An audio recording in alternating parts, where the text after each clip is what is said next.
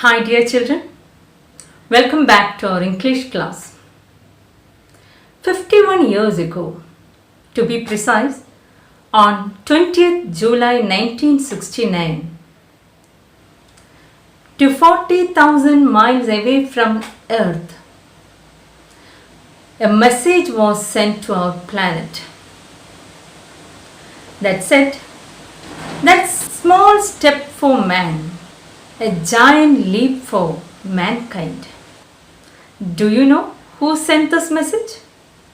It was sent by Neil Armstrong, the first man who landed on the moon. He sent this message when he placed his left foot, his first step, on the surface of the moon. That first step opened many doors to the researchers on the moon. So the first step is always very important. Everything begins with a single step, the first step. In our life too, this first step is very significant. Without taking the first step, how can we go ahead? In every man's life, a first step brings a difference. If we don't make that first movement, the first step, our lives stand still. We all have dreams and goals in our life.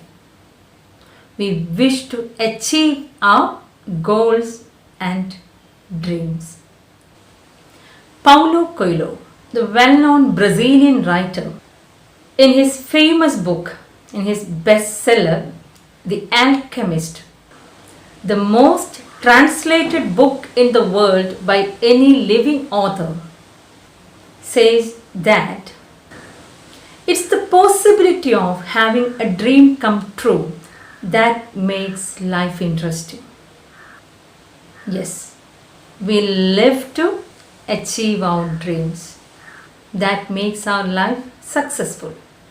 But to make this achievement, we must take initiative.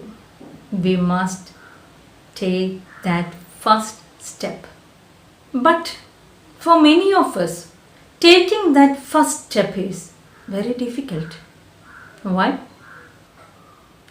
When we are asked to do something novel, something new, we become doubtful about ourselves. Can I do it properly? We think about others' criticism. Will they laugh at me?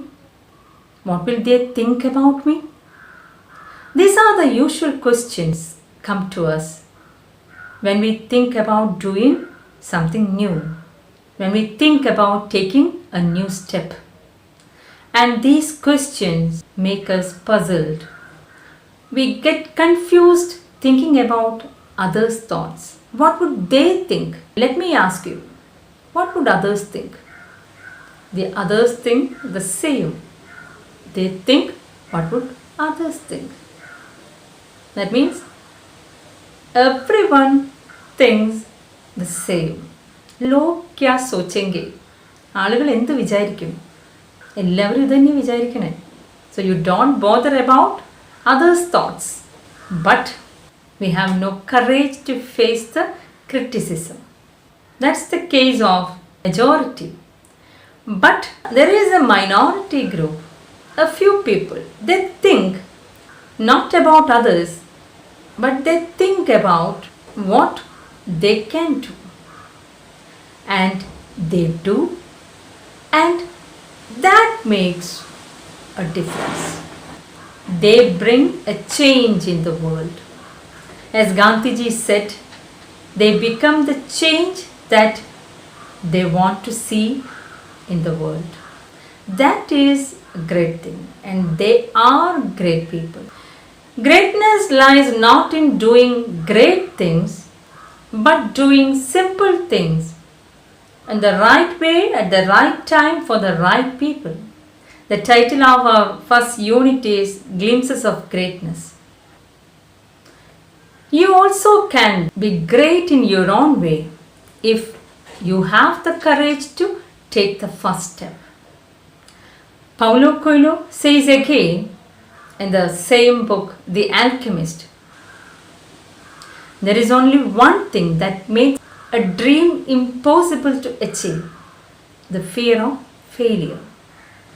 Dear children, if you have the courage to face the failure, you will definitely succeed in your life. Even if I fail in this attempt, I'll try my level best. That must be our attitude towards life. If we take the first step, there is at least a scope of victory. But if we stand still, there is no hope at all. So better do something. Take the first step without bothering about the failure. Here is a story of a little seagull. Do you know gulls are sea birds? That's why they are known as seagulls. They live nearby seas or along the coastal area. They are one of the rare species that can drink salt water. They are medium to large sized birds. They are usually white or grey in color with black spots on their heads and wings. They have yellow beaks, elongated legs, long wings, and webbed feet. Long wings help them to fly, and webbed feet help them to swim. Their favorite food is fish. Apart from fish, they eat eggs, crustaceans, and insects. Crustaceans are sea creatures with a hard shell or covering on their body. As they eat insect, they are considered as pest control for farmers. That's all about the appearance of seagulls and their food habit. And one more thing. When they become 6 to 8 weeks, they begin to fly. That is very important in our story because the story written by Liam O'Flaherty, an Irish writer, is about a little seagull who is afraid to fly. Liam O'Flaherty's works are noted for their psychological insight into man's problems and the ways to overcome those problems. Here also, through the story of a seagull and his family, Liam O'Flaherty conveys the importance of self-reliance and self-confidence. The story is about a seagull's family. The protagonist is the young seagull. His family consists of his father, mother, 2 elder brothers, and a younger sister. These young seagull children were born on the top of a cliff which was situated in the middle of a sea. When the time came, this young seagull's brothers and sister made their flight, but this young one was afraid to fly. His parents encouraged him in many ways, but he lacked confidence to make the first step. That is his first flight.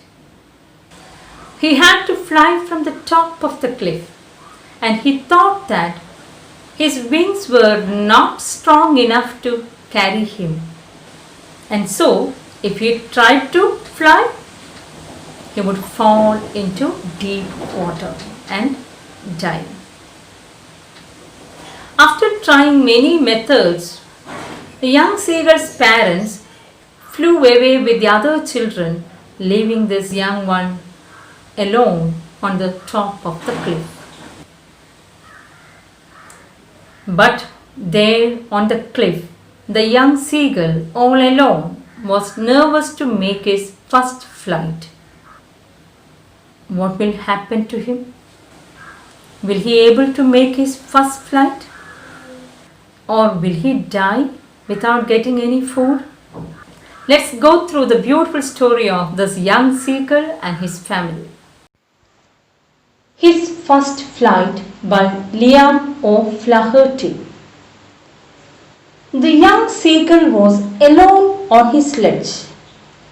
His two brothers and his sister had already flown away the day before. He had been afraid to fly with them.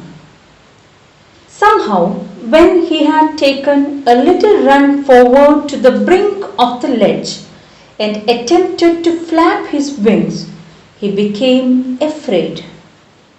The great expanse of sea stretched down beneath, and it was such a long way down, miles down. He felt certain that his wings would never support him. So he bent his head and ran away back to the little hole under the ledge where he slept at night.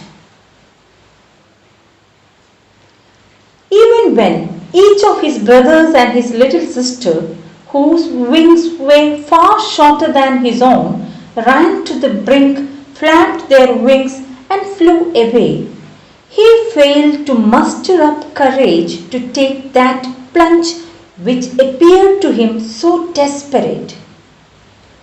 His father and mother had come around, calling to him shrilly, scolding him, threatening to let him starve on his sledge unless he flew away.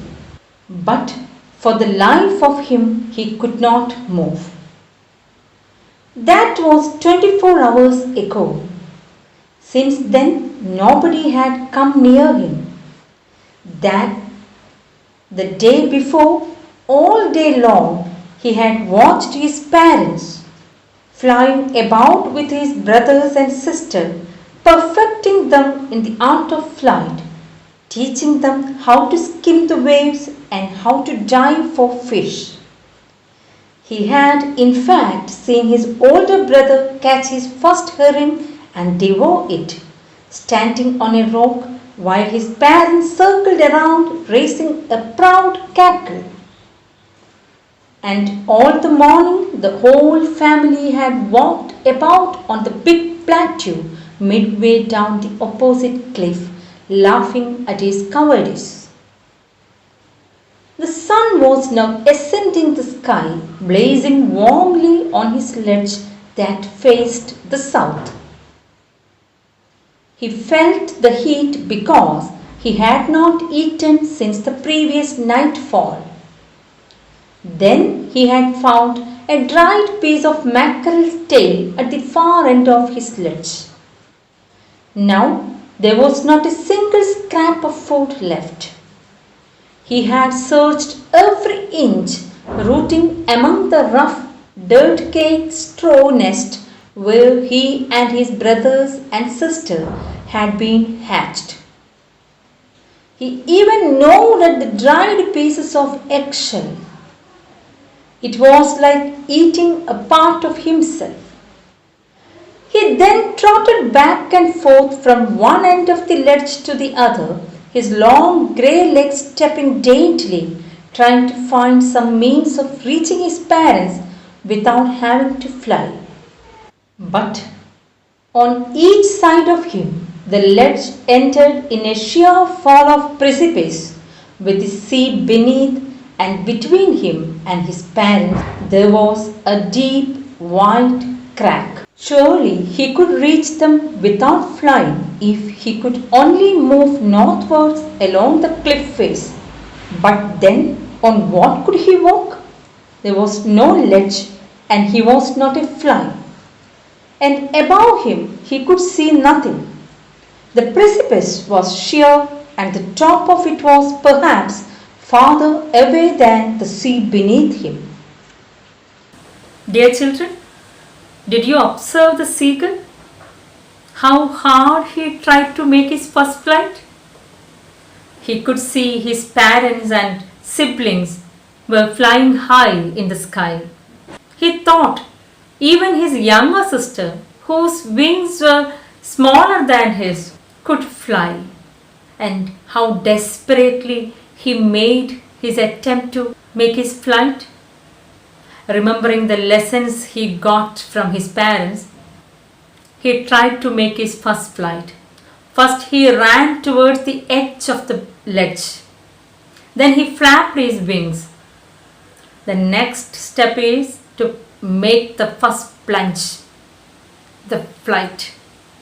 But he could not do that. After flapping the wings, suddenly a fear came into his mind.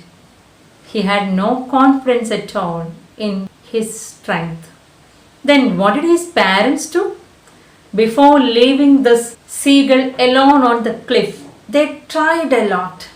First they encouraged him, they called him, they motivated him, they scolded him, and they even threatened him to let him starve on the ledge. If he wanted any food, he had to fly. He had to make his first flight. He desired to have food, but life was more precious than food. So, for the sake of life, he could not move. Do you think his parents are very harsh, cruel? But we can see the parents as supportive to other children. Then why did they behave cruelly towards this young seagull who could not make his first flight? We can understand it is not out of cruelty, but out of their love they behaved so. They wanted to make this young seagull self-reliant, independent, confident, and courageous. They knew that then only this young seagull could survive in this world. Parents are like that. Sometimes we feel that they don't have any love for us. They don't give whatever you ask. And they scold you. Why do they scold me? Sometimes you may think. But my dear children, you will understand later that they love you so much that they want you to become good persons, good individuals, good human beings, and they want you to become successful in your lives. Coming back to our story, did you see the pathetic condition of the poor seagull? After all, it's a poor little thing. For one day he was all alone on the ledge, nervous, hungry, and tired under the hot sun. He could see his parents supporting his siblings, but it seemed to him that nobody noticed his helplessness. The previous night he got a dried piece of a mackerel steak, but that was the last piece of food. He was so hungry and he started searching everywhere on the ledge. He could see only the dried pieces of eggshell. The unbearable hunger forced him to gnaw at the piece of eggshell that was like eating a part of himself. Then we see how desperately this young seagull tried to reach his parents without having to fly. He could only see in front of him and on each side of him. Then he felt that he could move northwards, that is the back side of the ledge, to reach his parents. Because on the back side there was no sea but only the cliff. But there also the precipice was sheer and the top of the cliff was far away. It was not easy to climb up the steep rock. The young seagull imagined on the other side of this steep cliff, he could find a path to reach his parents without having to fly. But The height of the cliff behind him didn't allow him to climb on it. That means there was no way other than flying to reach his parents. What would this little seagull do? Let's see in the next class. Thank you.